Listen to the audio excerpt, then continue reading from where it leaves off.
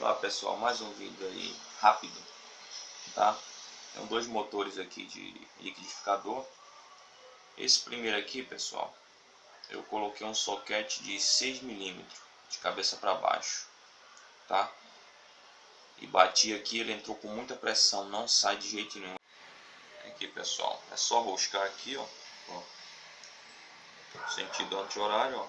A rosca dá certinho do motor liquidificador, aqui, ó. Então não vou apertar muito. Aí depois que fizer isso, é só cortar nessa parte aqui, ó, pessoal, e inverter. Esse parafuso aqui eu coloquei ele invertido. Eu só colei aqui, mas eu vou soldar aqui para fazer essa adaptação aqui com uma micro retífica.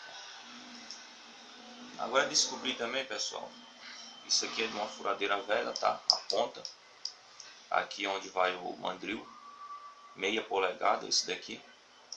Eu descobri que esse motor liquidificador, pessoal, aqui, ó, tem uma rosca ali dentro onde tira o parafuso, dá certinho nele aqui, ó.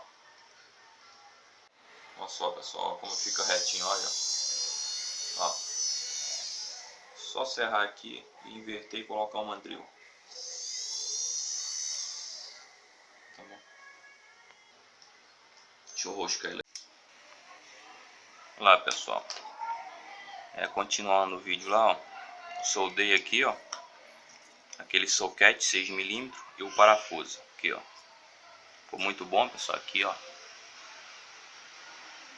Aqui dá para pegar vários discos aqui, fazer uma micro retífica aí top. Aqui o parafuso, tá? Testar aqui, ó. Aqui é 12 volts, tá, pessoal? Por isso que eu tô fazendo aqui sem proteção nenhuma, tá?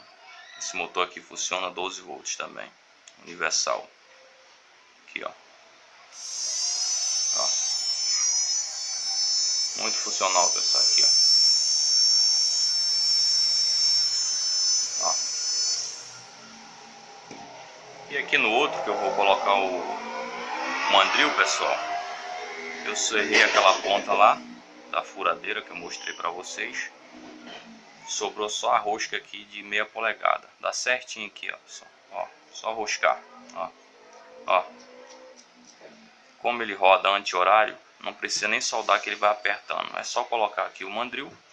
Deixa eu testar aqui para vocês verem como é que ficou top. Aqui, ó. Só colocar o mandril e adaptar. Tá, pessoal? Quem gostou, dá aquele joinha aí e se inscreve. Valeu!